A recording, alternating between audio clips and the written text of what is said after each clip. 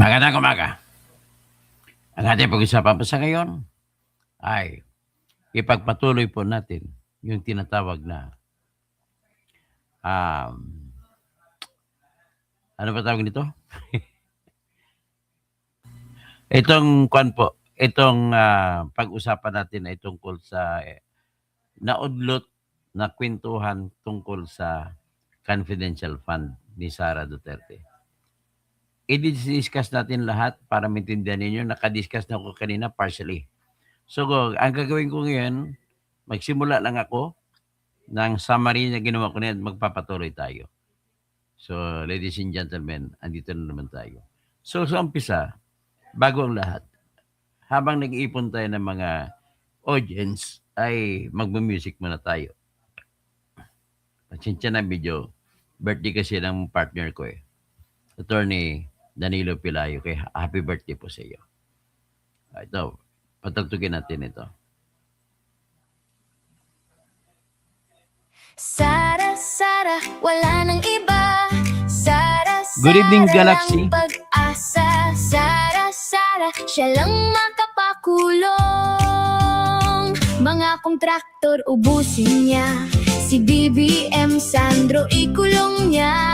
Si Tamba Zaldi ikulong niya. Tapang at malasakit ibalik para bayan ay manahimik. Durugin ang sindikato sa korte, sa DPUA, sa DS Void, sa PhilHealth. Okay? So, ngayon, pakinggan naman natin ang musika ng ating channel.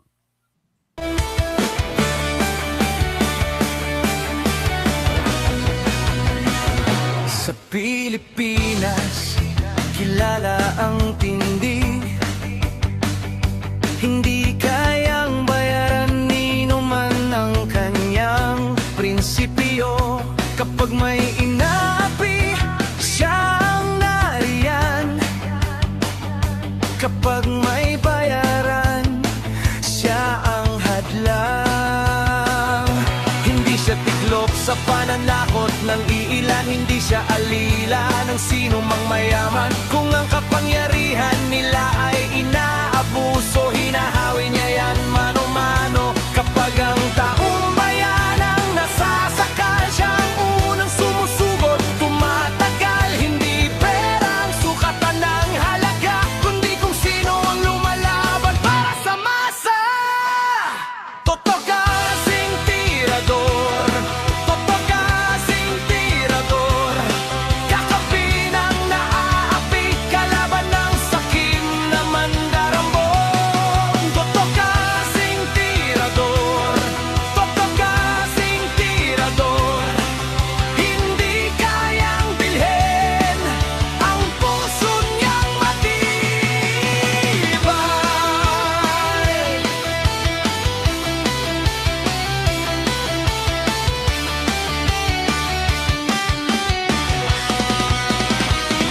Mga magnanakaw sa pondo ng bayan, nanginginig kapag siya ang nandyan. Bawat piso, bawat sentimo, kailangang sagutin sa mata ng tao. Walang ngiti para sa mandarambong, walang pwesto para sa sumisimsim. Kapag ang hustisya ang pinag-uusapan, siya ang bantay sa gitna ng laban. Kung may nilulunod ang kasinungalingan,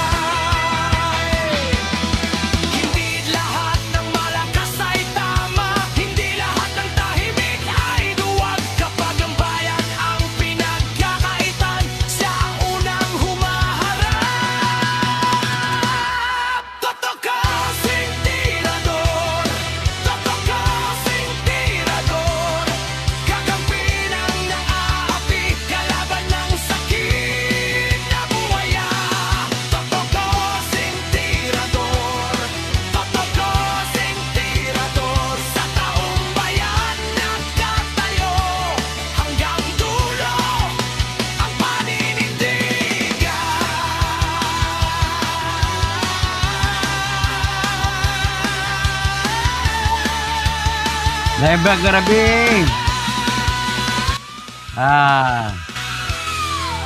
Robert Bingson, magandang gabi sa lahat.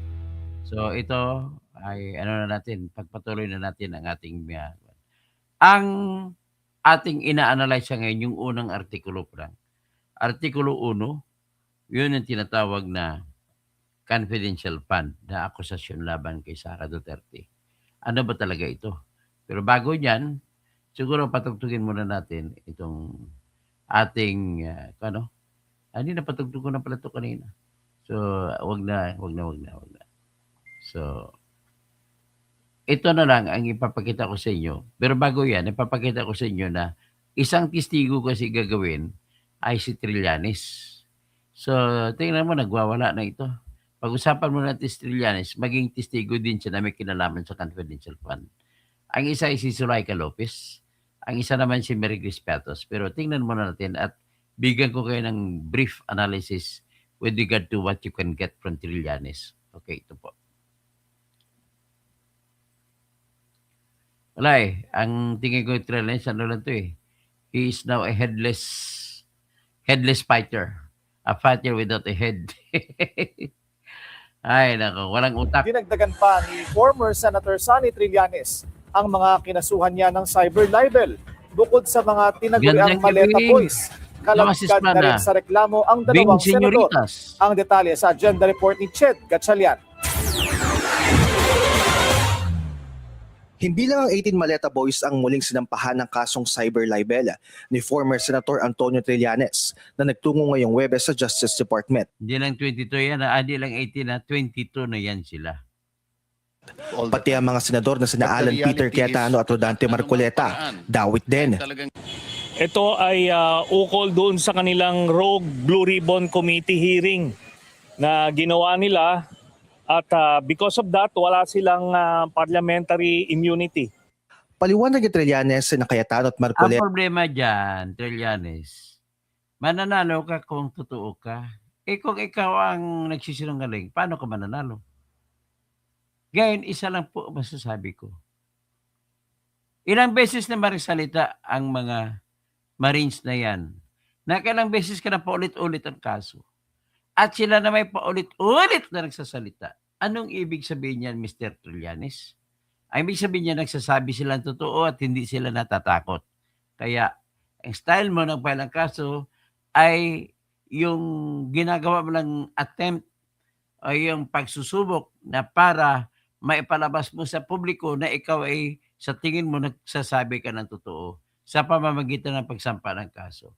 Pagsasabi na sa mga fake news ang sinasabi na, pero ang katotohanan, hindi natin maikala na marami pong tinatag na mga maleta. Maraming nilabas na mga eroplano at helicopter. Maraming mga video lumabas. Lahat po niyan ay saan niya hagilapin kung sila ay nagsasalita ng kasinungalingan. Hindi mo makukuha yun. O right, sabihin ni Ismar Bers, hindi naman nakita ang laman ng maleta. Hindi na po importante kung nakita ang laman ng maleta o hindi. Dapat, pag binasa mo ang kanilang affidavit, sa una pa lang ay pinalabas na yung nakalagay sa lamesa na mga pera. O, lalabas natin. Yun ay sapat na magkapagbigay ng probable cause na totoo sinasabi nila. Ang kakampi niya lang itong walang kwentang NBI director na ginagawang tuta.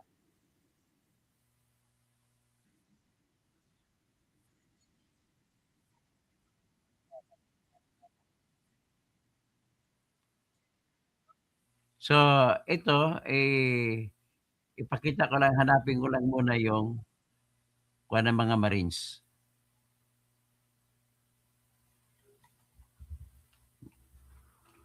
Affidavit nila sa flood control delivery.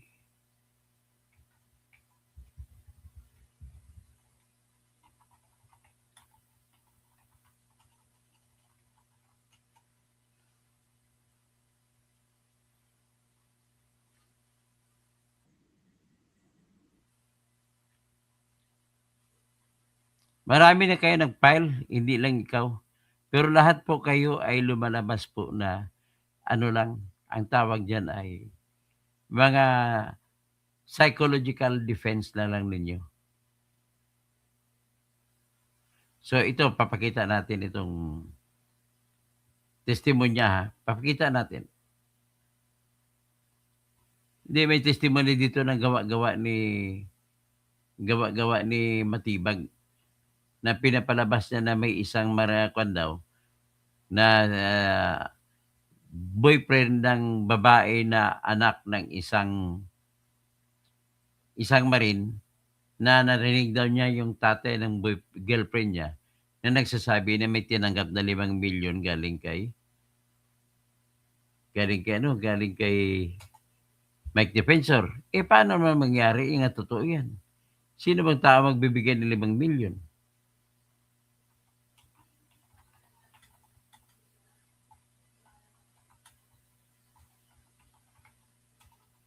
Wala pong maniwala na yung 5 milyon mabibigay kada isa sa kanila. Kasi kung may 5 milyon sila, ay sana mayaman sila. At saka hindi mangyari na magiging totoo eh. Unang-una, napakahirap isipin kapag ikaw ay lumabas, binigyan ka ng 5 milyon, kapalit ng alam mo na mangyari, kakasuhan ka ng kaliwat kanan, kagaya ng nangyari ngayon. So despite na kaso na sinampa ni Trillanes, nang nauna, kasabay niya si De Lima, si Father Flavi, ay hindi man lang natinag ang mga Marines. 3 beses nila binanggit ang talagang sinasabi nila na delivery, na wala man lang alinlangan. Ibig sabihin po, nagsasabi ng totoo mga yan. Ganun lang po kasimple yan. So, how can you now say that they are not telling the truth kung paulit-ulit na nilalaban nila at pinagpatuloy nila ang kwento nila? Ito, makita na natin ito. Ito sa affidavit nila, gusto ko lang ipakita. Kasama sa affidavit nila itong mga litratong ito. O ipakita ko lang muna sa inyo. Binabanggit ko lang ito kasi kasama ito sa magiging testigo sa confidential fund. Ayan. So, yan, nakita nyo yan, paano mo sasabihin na yan ay hindi totoo? Yan o. Pera yan, nilagay sa maleta. Ayun, si Mark Tiksay yan. Si John Paul Estrada, nagbibilang ng pera na ilalagay sa maleta. So, ganun katotoo yan. Although hindi natin nakita yung laman ng maleta nung dineliver na actual, what is important is na prove na nag-deliver ng mga maleta. At kung nagde-deliver ng maleta, doon direkta sa isa sa mga binagbibigyan yung mga impeachment prosecutors. So kung mga impeachment prosecutors ang pinagbibigyan, ano masasabi natin yan? Ibig sabihin, kaduda-duda na ang kanilang kredibilidad. Paano ba sila maging mapagpaniwalaan kung sila mismo na kumakaso kay Sara ay nakatanggap ng mali-maleta? Ganun lamang po yun kasimple.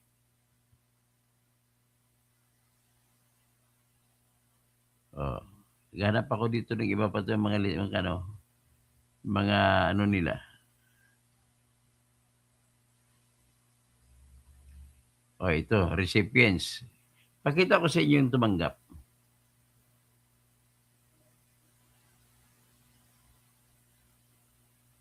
Yan mga tumanggap. Pakita ko sa inyo yung litrato ng mga tumanggap ng pera. Ito. Una si Abante. Kasunod si Congressman G. Adyong Alonto. Sunod si Congressman Jose Alvarez. Sunod si Jojo Ang. Sunod si Representative Julian Baronda, Congresswoman ng Iloilo City. Sunod si Representative Ace Barbers na Surigao del Norte. Sunod si Ching Bernos sa Solid North Party List. Tapos si Representative Arlene Brosas. Tapos si Representative Franz Castro. Representative Joel Chua. Representative Dong Gonzales. Representative Janet Garin. Representative Dan Fernandez. Representative Leila de Lima. Tapos si Manix Dalipe. O yan, pinakita pa nga ni Attorney Baligod eh. Ito mga Marines na magiging testigo to ni Sara. Sigurado ako ipapatawag to. Ito naman ngayon yung mga big time, no? Tumanggap. Si J. Konghon, si Jervil Luistro, si Representative Raul Manuel, si Representative Sandro Marcos, Representative Paulo Ortega, Representative Joseph Paduano, Representative Stella Kimbo, Representative Martin Romualdez, Representative J.J. Suarez, at Representative Erwin Tulpo.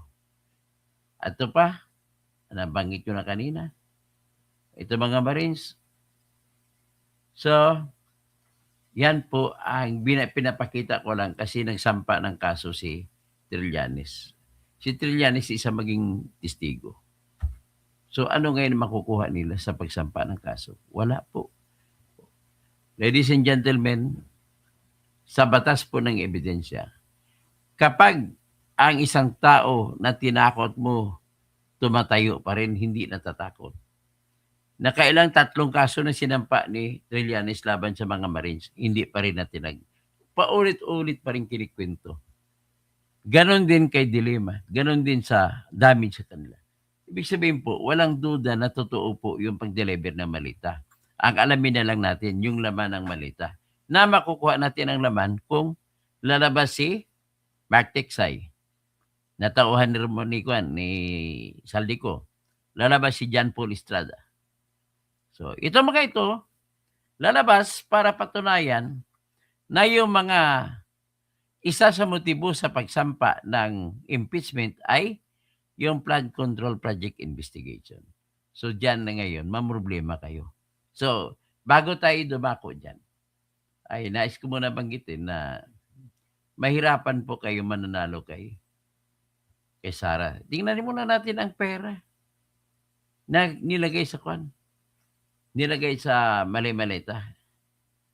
Ito po yun ang binibilang pa lang.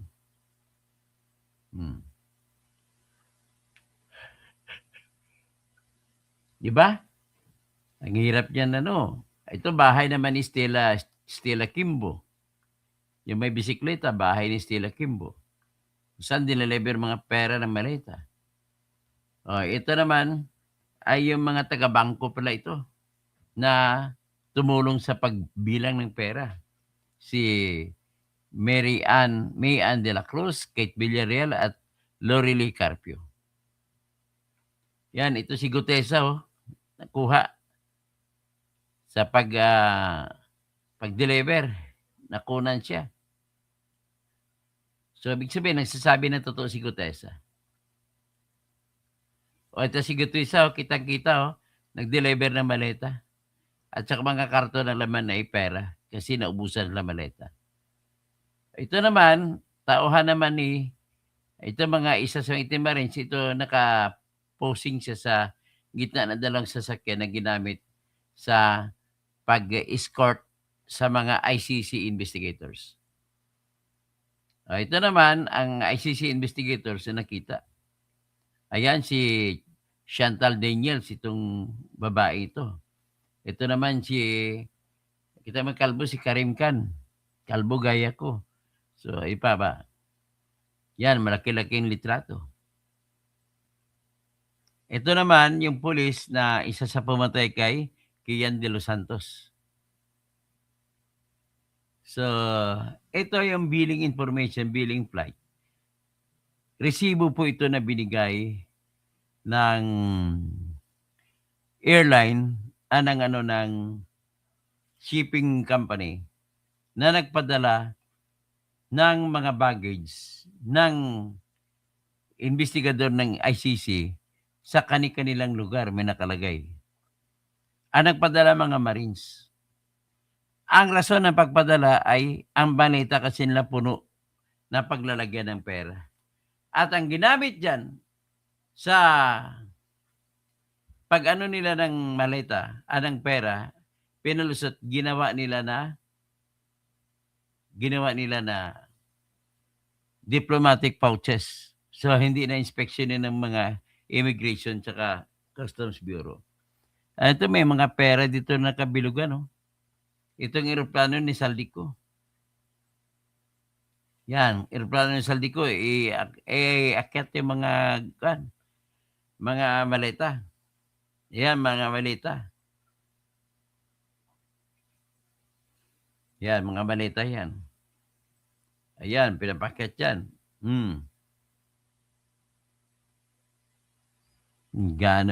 Marami, di ba? Laman ng pera, oh. Kinukupitan ng mga pulis sa gwardiya.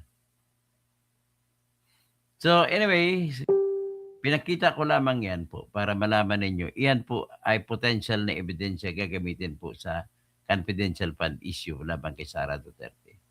So, sa ngayon, nais ko munang tatakayin ano ba ang merong makukuha kung si Trillanes ang gagawing testigo kasi kinuha rin ng team ni Sara na gawing testigo si Trillanes.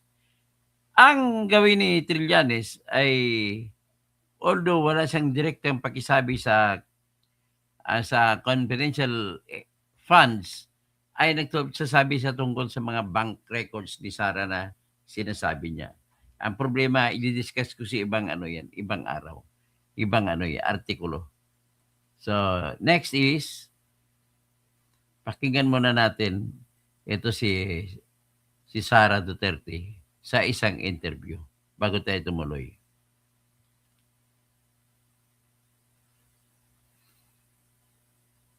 Yan, Amerikano na media. In power, it is clear concerns currently with an impeachment process against you in the Philippines. You say it's politically motivated. Explain to us what could these motives be exactly, and who do you think could be behind this? Well, it's all about the intent of President Marcos not to step down. He wants to perpetuate himself or his family in power. It is clear from the moves of his administration against political opponents. And in fact, one of his relatives, and this is a personal knowledge of mine, has expressed that he wants to run for president. This all started with the People's Initiative, wherein they wanted to amend the constitution to shift into a parliamentary form of government where the prime minister is not voted by popular choice. When they failed in this, they started the impeachment. And clearly, evidence shows that the members of the House of Representatives, many of them who signed, did not read the articles of impeachment. And one particular member of the House of Representatives already said publicly that there was money in exchange for the signatures in the articles of impeachment. Because I am the front runner in the presidential race in 2028, the survey shows that. And I think they want to eliminate the front runner. I see. Do you think there might be a connection between the detention of your father and the impeachment process against you? Chrissy? I believe so, yes. Saka si They Lynn think that Señoritas. if they take out former President Duterte, they will weaken me because Cyrus, it's one yeah. brand, it's one family. Okay, ang galing ni Sara mag-English, ha? Lagi nila sinasabi, bubo. Magaling English. Paano ba yan? Ate, si Jing Señoritas pala, hindi Ling. So, kasi confidential funds nga, bakit kung agent anyway, pakita ko na lang sa inyo kung ano. So, tingnan natin ang akusasyon kay Sara Duterte ay ganon. Pero ito naman, ang leading na babae nag-akusa sa kanya. Tingnan mo yung look rate dito.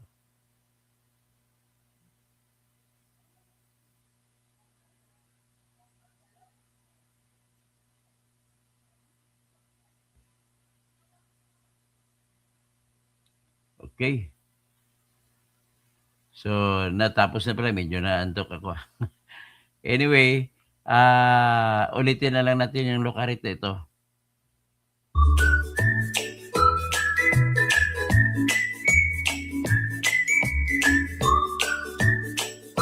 Yan ang nag-impeach kay Sara.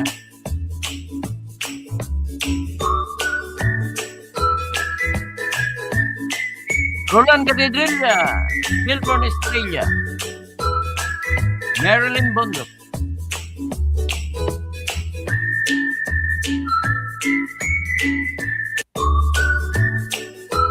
So anyway, so much so for this lukarit na babae.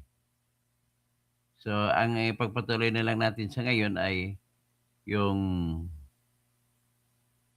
off the court Hall of Fame.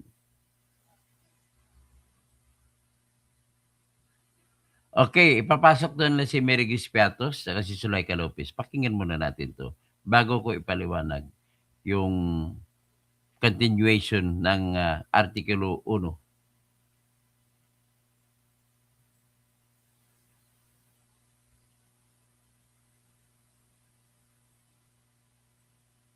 Ko si Mary Grace Piatos na isa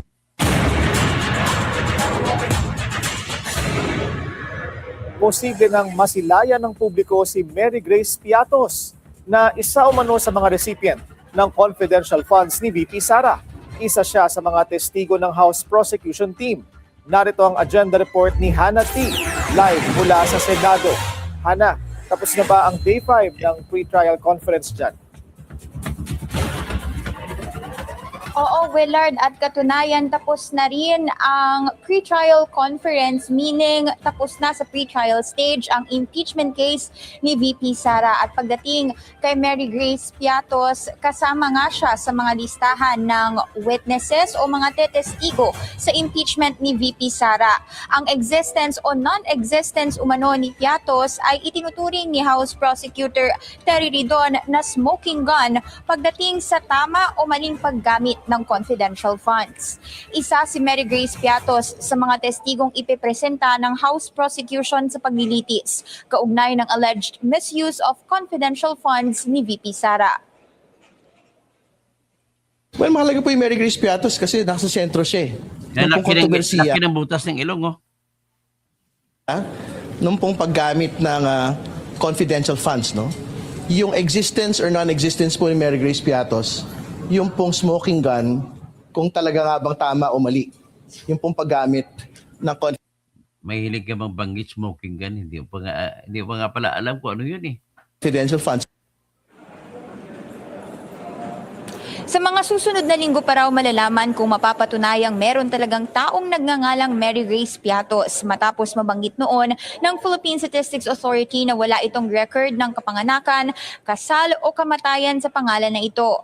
Unang lumitaw ang pangalang Mary Grace Piatos noong 2024 na siyang isa sa signatory umano ng Office of the Vice President's acknowledgement receipts nito kaugnay ng confidential funds. Kombinasyon ito ng popular na restaurant at local snack sa bansa. Ayon sa mga taga-kamara.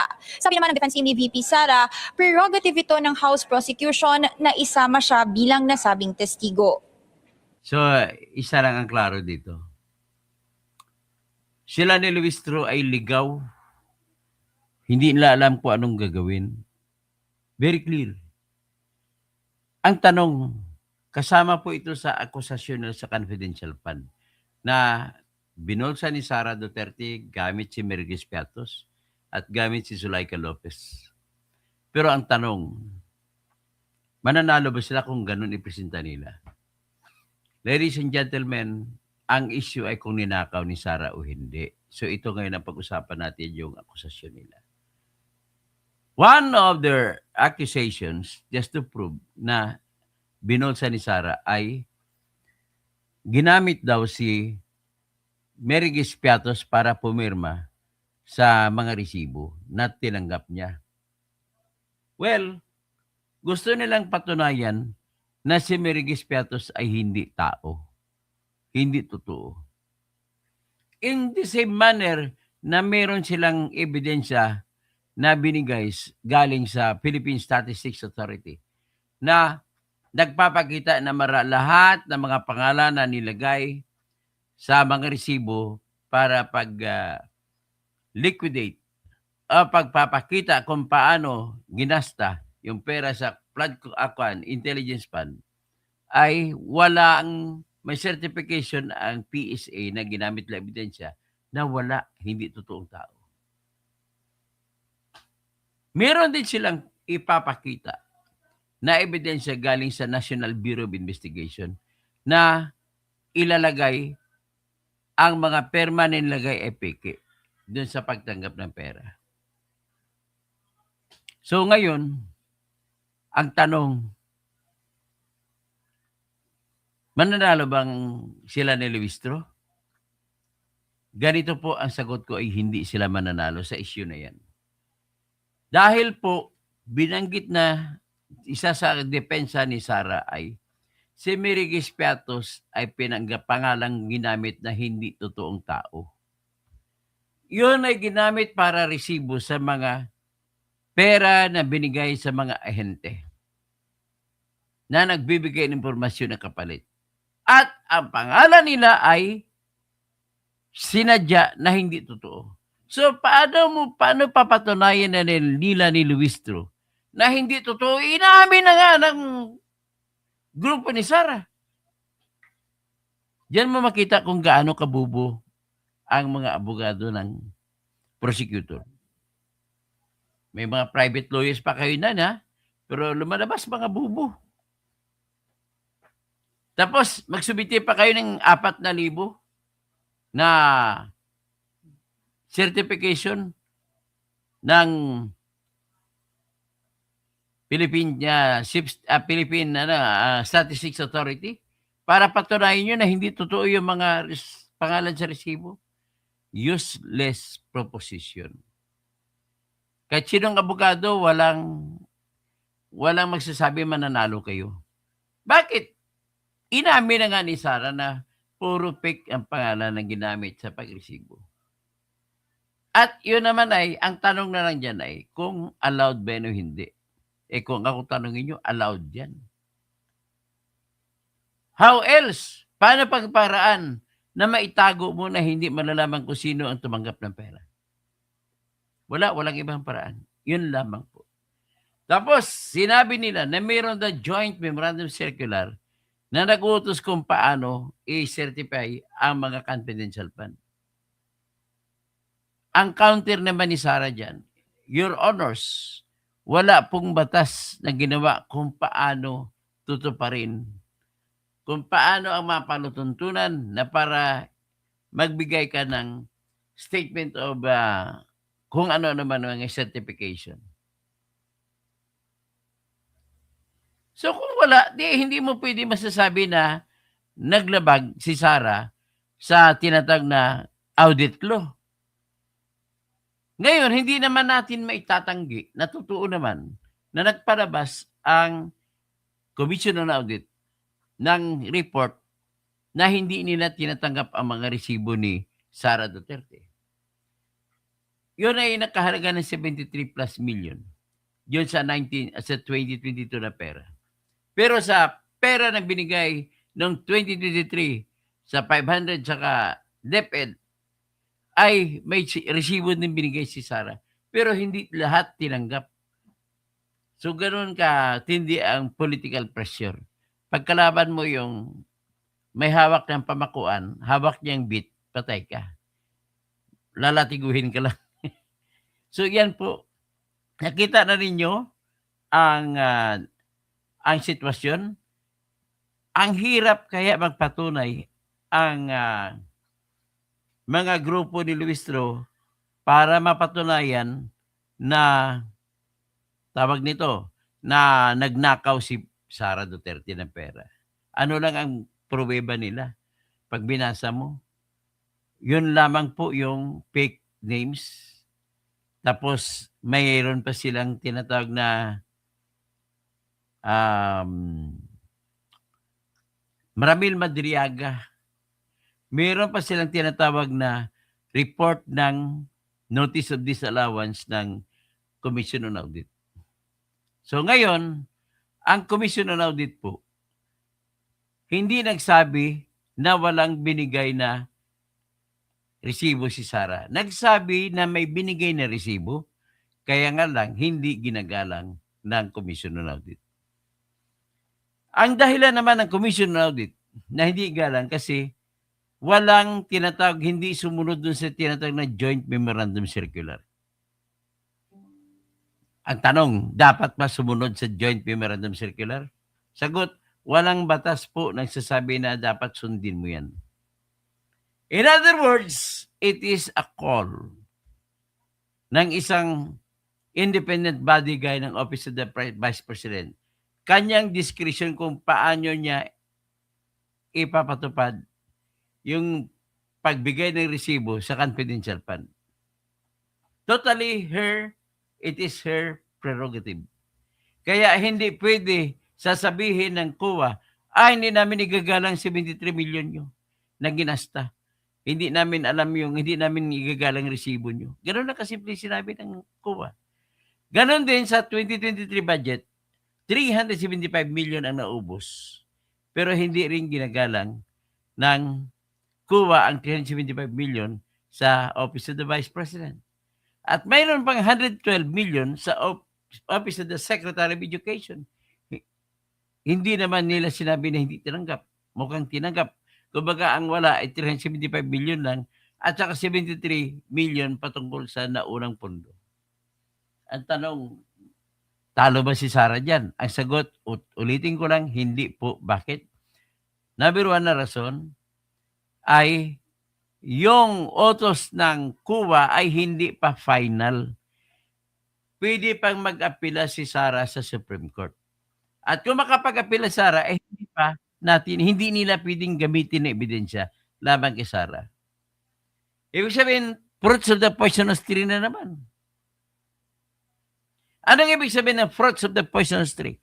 Mayroong mga ebidensya na nakuha sa illegal na paraan ay hindi mo ipapatanggap sa korte, sa kahit anong korte, sa anumang proseso.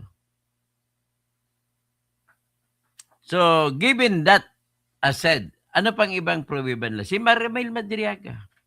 Sinabi nila si Ramil Madriaga ay kontra naman sa sinasabi ng COA. Ang sinasabi ng COA ay may 73 million doon sa 2025 budget, 2022 budget na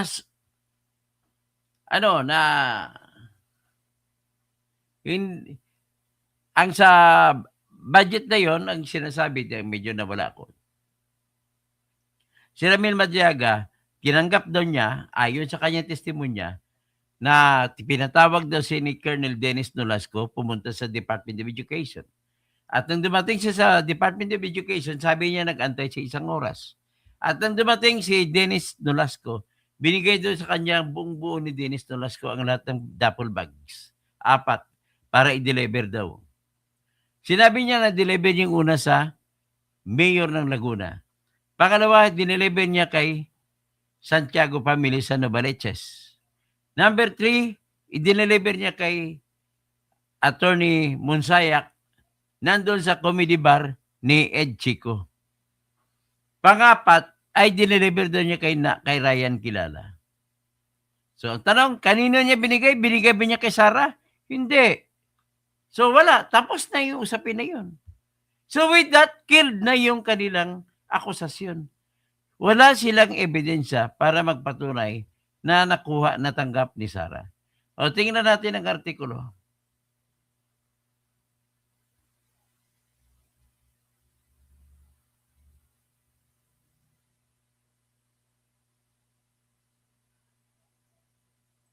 Yeah, ito.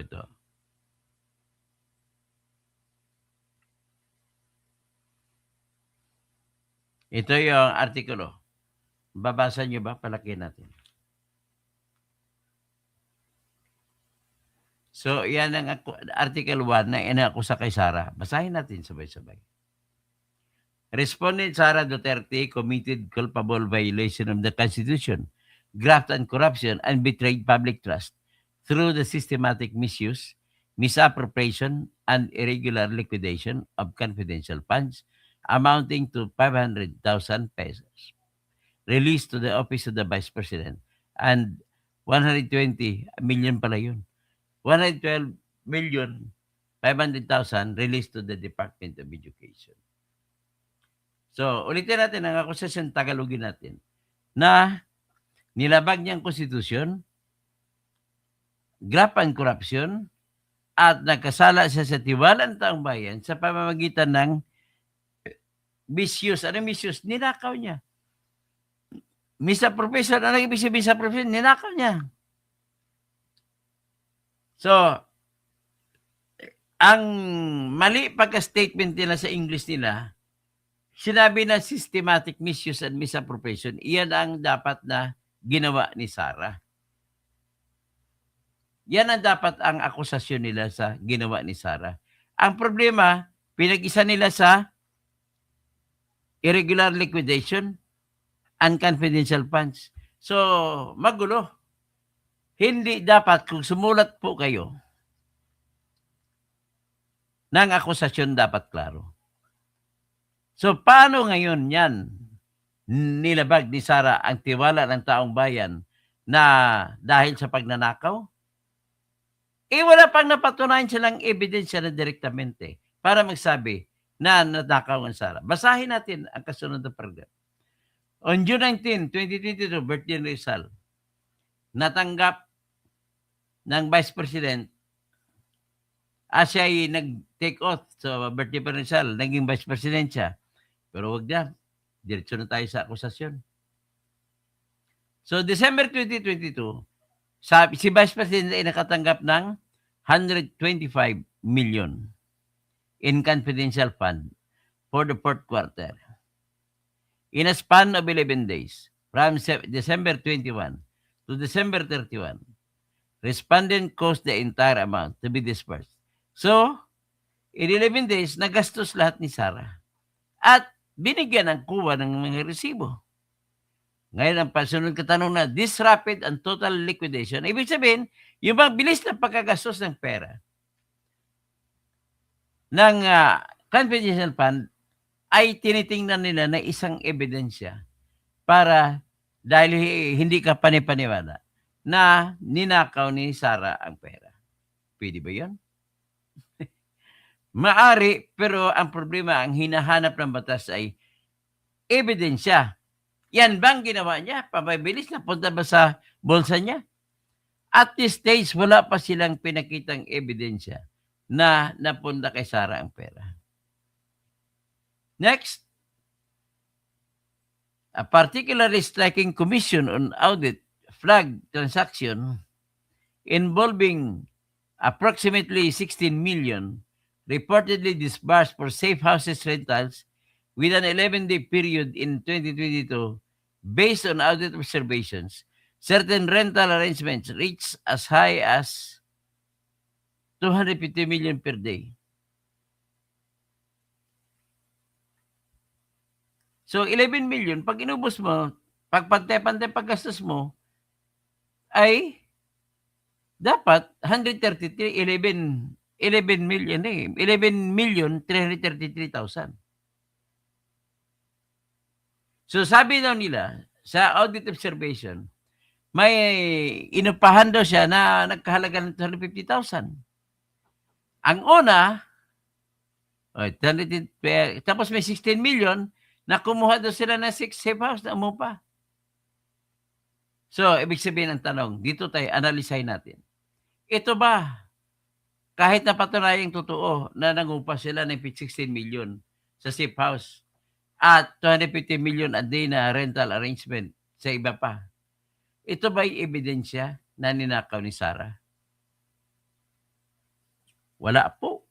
Kasi pwede rin mangyari na sa totoo nangyari, sa totoong gasta. Ang argumento nila ni Ridon ay hindi daw kapani-paniwala na kukuha ng safe house na 16 million sa loob ng 11 araw. 16 million ang dabayad. Sabi niya mga Forbes Park.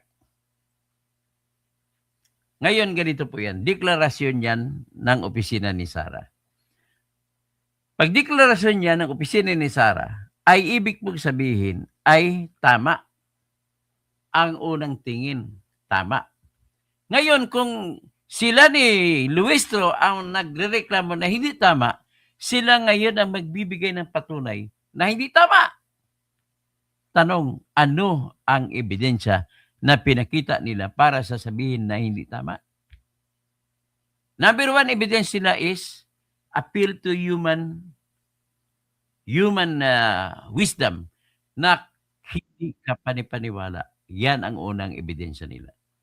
Ang tanong, usisain natin yan. Talaga bang hindi ka panipaniwala na sa loob ng 11 days magbabayad ka sa safe house 11 million? Sa laro po sa intelligence gathering information, walang katumbas na halaga. Number one, pwede kasing palabasin lamang ni Sarah na iyan ay upa, pero ang totoo ay binayad niya sa informasyon na gusto makukuha na informasyon. Malay mo, binigay informasyon para sasabihin, binigay ng ebidensya na pumupunta pala sa Talaingod ang grupo ni Franz Castro, ni Saturo Campo, gumagamit ng pera ng gobyerno na binibigay sa kanilang party list kay Arlene Brosas na kukunin ang mga bata na mga katutubo doon sa Talaingod. Tapos nahuli sila. Sa totoo lang, hindi ako conforme na tama ang desisyon ng korte. Dinesisyon na ng korte na guilty ang kaibigan ko na si Franz Castro, si Saturo Campo. At saka yung, bakit hindi ako niwala? Una-una, andun na sila nakita, ibig sabihin po, nagkukontak talaga, may kontak. So kung may kontak, ibig sabihin po, paano nalaman yun? Na pumupunta pala sila sa bundok. Sino nakakaalam nun? Yung gathering ng information. Yun po ang laro ng pera para makuha mong informasyon. Walang katumbas na fixed na pera ang pagbibili ng informasyon para makakuha ka ng informasyon na mahalaga. Sa panahon na yun na si Sara na niya sa DepEd, kahit sa Office of the Vice President siya, hinahabol niya yung mga NPA na nag-infiltrate sa mga estudyante sa ating mga paaralan. So in other words, dahil lamang sa hindi ka panipaniwala ang laki ng halaga na binayad sa safe house na 16 million sa 11 days, ay binulsa na niya. Hindi po niyan. Let me tell you one thing. Magkano, tanungin mo na, paano natuntun ni Noynoy Aquino sa panahon na yung SAP 44 na namatay? Paano nila natuntun na yung number 1 bomber sa Asia na si Marwan ay nandoon sa Mamasa pa, no? Pera. 60 million ang binigay. Binigay po yun sa isang tao na bodyguard. Sabi ko, alam ko lang yan, bodyguard ni Marwan. Escort ni Marwan. Walang kapalit na iba, hindi informasyon kundi SIM card lang. Cellphone lang niya na ginagamit para matrack ng GPS. Na-track ng GPS na punta, nakita kung saan si Marwan. Kaya pinuntahan ng SAF. So that explains the reason kung bakit nalaman ang mga kalaban. In other words, wala pong eksaktong presyo kung magkano ang confidential information. I want to tell you another story. Ito si Kayhin Talibinyo, taga-Taliban ka siguro Napakabubo mo Taga Coke Zero. Ngayon, I want to tell you another story wherein the big amount of money was given to get the information as to the whereabouts of Bin Laden. Anong ginawa ng CIA ng Amerika? Binigyan ng isang Ferrari ang tauhan ni Bin Laden kapalit ng telephone number. Kaya natuntun lang kung saan si Bin Laden. Nandun lang pala siya sa compound ng PMA sa Pakistan. Ano yung PMA? Pakistan Military Academy. So, I'm only telling you these stories for you to understand that there is no such fixed price as the price of information that you would want to get from an informant. Kung mga NPA na totoo yun, importante malalaman kung sino-sino mga NPA na nagre-recruit sa mga kabataan natin para maging NPA. Paano nila nalaman yun? Yung ginawa nila ni Franz Castro sa Talaingod at nahuli sila sapagkat po mayroong tinatag na confidential information. So in other words, kung ganun lamang ang kanilang katibayan, ay hindi nila makukonvict si Sara. Patuloy tayo ng pagbasa. Pangalawang ebidensya nila ay yung report ng COA na hindi daw matatanggap ang 73 million na resibo ni Sara. Ang importante po, mahal kong mga subscribers, ang importante po ay may resibong sinumiti si Sara. Hindi gaya nung mayor sa Agusan na nakonvict dahil hindi nagbigay ng resibo. So ang resibo, sa fair enough, discretion ng COA ay hindi nila tinanggap ang resibo. Ang unang resibo na hindi nila tinanggap ay nagkakahalaga ng 73,500,000. Yung pangalawang resibo, patungkol sa 375 million. So ang tanong, nang dahil lamang ba sa hindi pagtanggap ng COA ng resibo ni Sara ay ibig mong sabihin nun ay ninakaw niya? Ang sagot ko lang dyan, hindi ko masabi na ninakaw, hindi ko rin masabi na hindi ninakaw. Pero ang masasabi ko lang, wala tayong ebidensya na ninakaw ni Sara nang dahil lamang sa notice of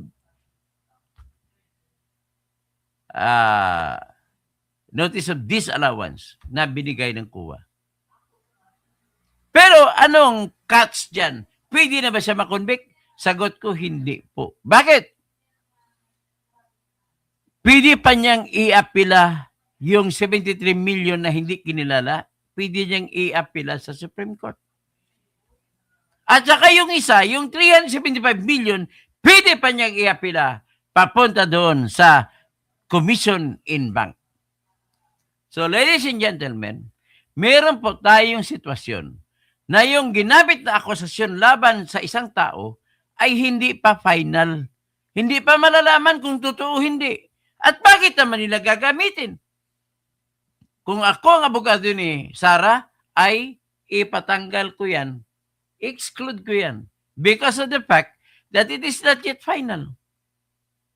It cannot serve as evidence that Sara pocketed the amounts of money of 73,500,000 and 375 million just because of the notice of disallowance issued by the Commission on Audit. Mag-apila siya sa Supreme Court, mababaliktad pa yan. Si gets mo?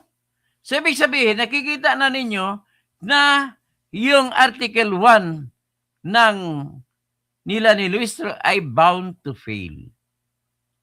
Sinabi nila, dapat na mag-comply si Sara sa COA, DBM, DILD, GCG, and DND Joint Circular 2015-01. Responded, ano ba yan? Na nagutos kung paano daw. Paano i-liquidate, paano i-resibuhan. Ladies and gentlemen, Joint Circular is not a law. May option si Sara na hindi niya sundin. Kung ang option ni Sara, pag-submit lamang ng resibo, okay na sa kanya yun. Hindi niya pwede sundin, hindi siya obligado sundin yung Joint Circular na yun. Bakit? Hindi nga batas yun eh. At hindi kasama sa Joint Circular ang Office of the President. Mahirap pa intindihin yun. So, dito na nakita ko na kaintindi kayo sa aking sinasabi, dyan yun masasabi, mga bubu pala sila ni Luistro. So ano pang iba? Ilang ebidensya nila. These acts enable, yung acts ko noon ng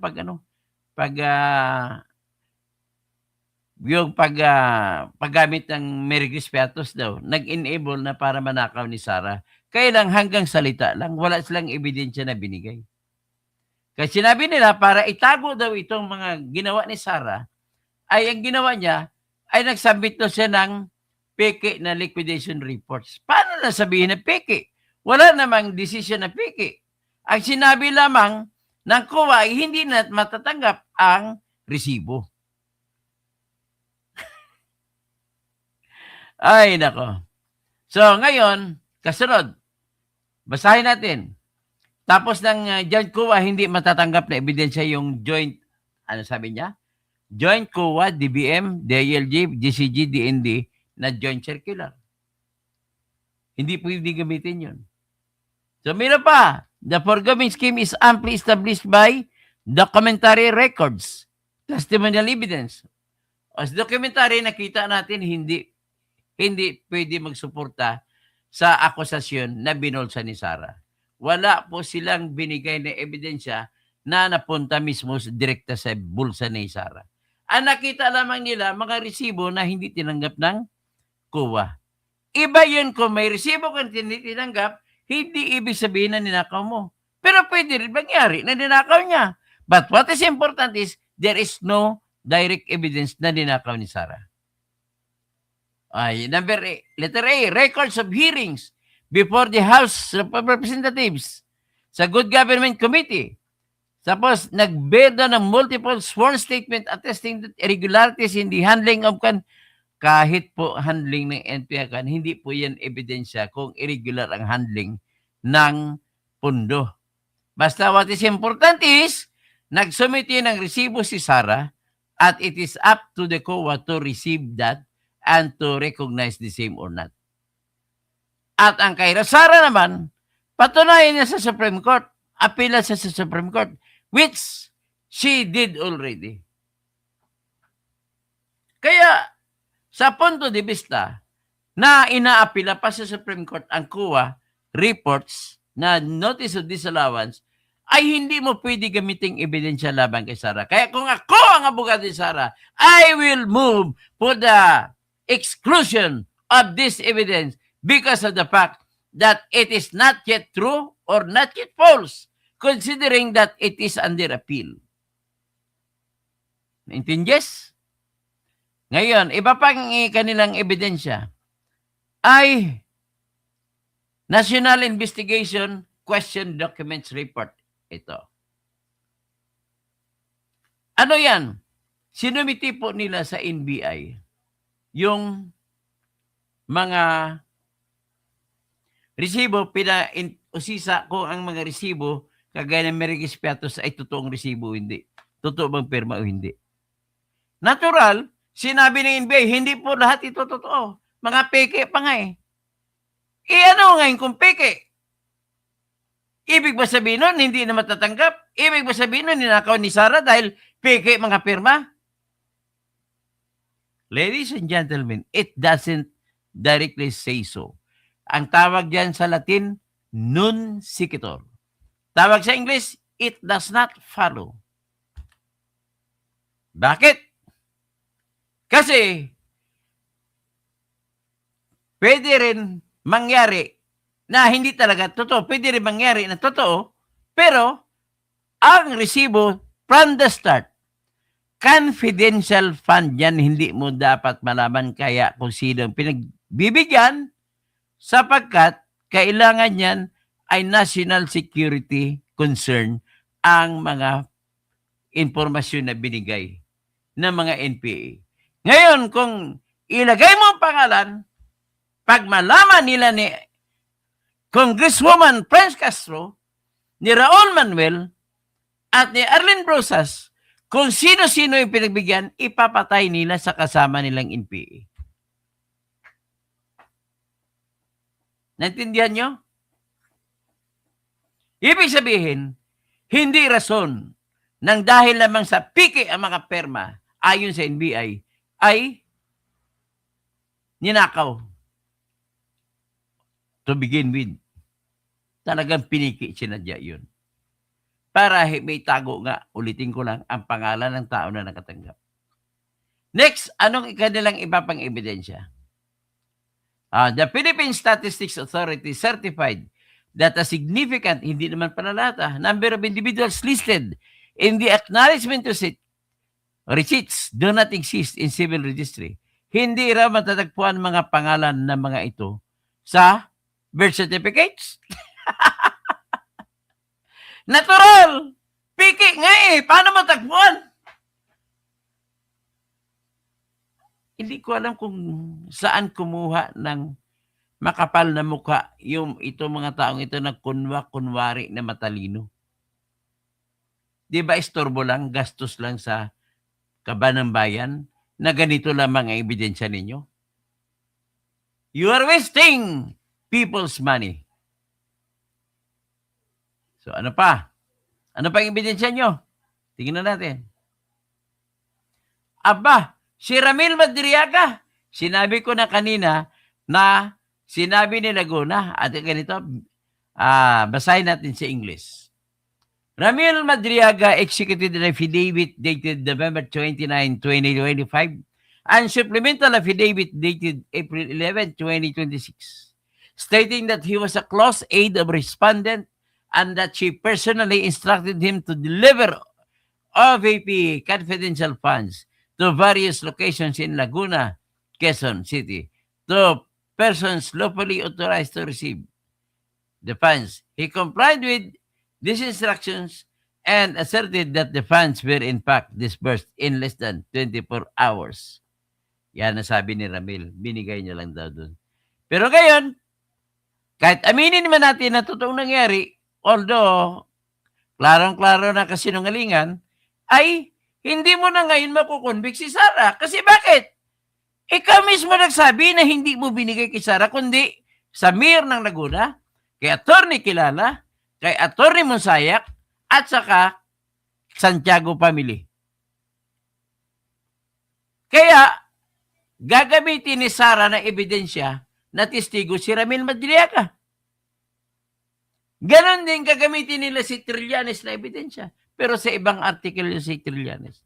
Ganon din gagamitin ni Sara si Attorney Zulaika Lopez na ebidensya niya. Pero gagamitin din ng nila ni Jervil Luistro. Ang nangyari dito lahat po ng testigo na 51 witnesses na nilista ng nila ni Luistro ay ipipresenta, kinuha rin na testigo nila ni Sara. Ano ibig sabihin nun? Naguguluhan sila mga bubo kasing abogado Hindi nila alam kung anong dahilan. Kagaya niyan, example ko lang. Kinuha nila si Madriaga para patunayan, iba yung sinabi ni Madriaga, kontra ang sinabi ni Madriaga doon sa report ng Commission on Audit. Sabi ng Commission on Audit, hindi mo na isauli pa 73 million. Sabi naman ni Madriaga, hindi, binigay po sa ibang mga tao. Kontra-kontra. Yan ang ebidensya ni Sara laban sa inyo.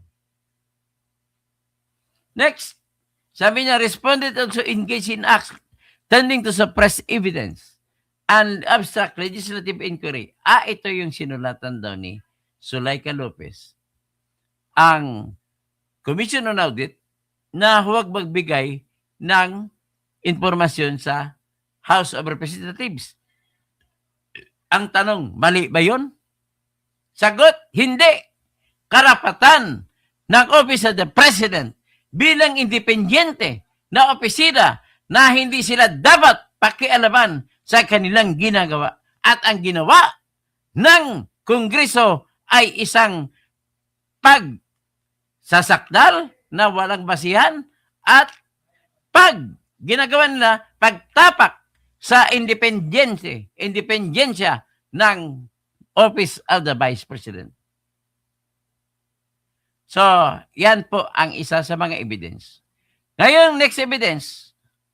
Sabi nila, as shown above, the evidence demonstrates clear, wala nang, nagkaroon na sila ng opinion na lahat ng ebidensya na yun ay nagpapatunay na ninakaw ni Sara ang pera. Ladies and gentlemen, yan lamang po At tapos na ako sa aking Artikulo 1. Very clear, di ba? Very clear ang Artikulo 1 na hindi mananalo. Klaro. Di na. Kung ako ng abogado ni Sara, wala na, tigok sila lahat. Nako. Kumusta ito ni Toto Tirador? Nanalo na si BP, sure, 100% not guilty. Takot na si Baculaw at Dilimaw. Ben Ricamador, narinig mo na, Ben Ricamador. Ikaw, Kayhin Talibinyo, narinig mo na? Yan po pag-analyze. I don't care kung ano mang sinasabi mo laban sa akin. Okay lang po yun. Si Pepito, like and done. So, Tagalog ng impeachment ay patalsikin. Hindi po. Impeachment is paghabla ng kaso na para malilitis siya sa kasalanang may kinalaman sa kanyang opisina. Yan pong opisyal na meaning ng impeachment, pero wala tayong katumbas na isang salita gaya sa English, impeachment. Wala akong nakitang katumbas na salita. So, si Rinavic, hoy, hinayupak. Ay, hindi, kalaban ko ito, hindi ko na to. Pero nakinig ka ha, basta nakinig ka, at least maintindihan mo. Si Ate Pitts, maya pabingi, Pokatoto, maya pabingi sa mga mga kabalin. Maray na bagi sa lahat ng mga Bicolano. Maupay gagabi sa lahat ng mga waray-waray. Maayong gabi sa tanang Ilonggo. Mayad gagabi sa tanang nga Karaya. Maayong gabi sa mga Cebuano speaking. Maadyong gabi sa akong mga kaliwat sa Bohol. Sa Mindanao, South Cotabato, General Santos City. Namasyal kanina si Bibim, nako, kawawa kami. Ano lang, 100 million lang binigay sa amin. Pero sa Naga City, 500 million. Sa Cotabato City, 40 million lang binigay. Sa Naga City, 500 million. Hinayupak ka talaga, BBM. Si Christian San Agustin, may malaking paghahanda. Sabi ni Kayhin Talibinyo, masakit ba? Hay nako, nahirapan ka talagang magtanggol. Hindi po, pinaliwanag ko na sa iyo, makinig ka lang ng gusto. Kung ikaw po ay rasonableng tao, naniniwala ka na po sa akin. Si Christian San Agustin, naghanda na. Ano ba pinaghandaan? Graceline, pinahanga lang, pinahahaba lang, wala namang patutuguhan. Ganon nga, mahaba lang, walang pinatutuguhan. Jing Unciano. Tapos, good afternoon. Fernando Perez. Hoy, bubong. Hindi ko natatag sa basahin ito. Romel Bingson, Dr. Toto, pinipilit nila na patalsikin si Mary Grace Piatos para malaman nila kung ano ang hudas ng grupo. Told you so na lutang dya na attorney. Ay, ikaw lang sabi na si lutang ako. Hindi po yun. Kay Kumaro, hindi mo naintindihan ng diskusyon pala. Ibig sabihin, mababa lang ang isip mo. Jing Señoritas, prosecution team, wala na alam. Ayun, dapat makinig sila sa akin para pag-aralan nila ng maigi kung anong gagawin nila. So, Clan Roland Catedrilla, kamag-anak ni Alex Catedrilla, ang gumawa ng kantang Ikakasal Ka Na! Okay, Marlene Bandak, Meme Authority, Kay Kumaro, Jing Señoritas, Cyrus niya. Okay? Hanggang dyan na lang muna. Mahaba, marami kayo masyado. Sino pang isa? Si Bing Liwag. Si Bosona Narcis Esteban. Tapos si Pipito. Si Mimi Authority. Si Rodrigo Garcia Pascual. Malaman na ng taong bayan ang lahat. Mahalaga ay matuloy ang trial at makapag-submit ng mga dokumento. Ayun, sa una pa lang, alam niyo na kung sino panalo sa Artikulo 1. Delia Pineda, tanga yan ang sasabing patalsikin, na ibig sabihin impeachment. Sir Toto, di po ba dati dilaw ka? Dilaw po ako hanggang ngayon. Kaya nga lang ang problema ko, yung mga kasama ko sa Dilawan ay nagpupulusan. Akalain mo, hindi nila depensahan yung pagyurak ng batas na karapatan ng akusado na dapat pag-aristo may warrant of arrest. Inaristo nila, tinapon na si Duterte. Galit na galit ako doon. Joey Paz, impeachment, pagsasakdal. Pipito, grade lang ako. Dapat basura na yan. Pagpatalsik. Marites Bora, magaling ka talaga, Sir Toto. Marami ako natutunan. Maraming salamat po at magandang gabi.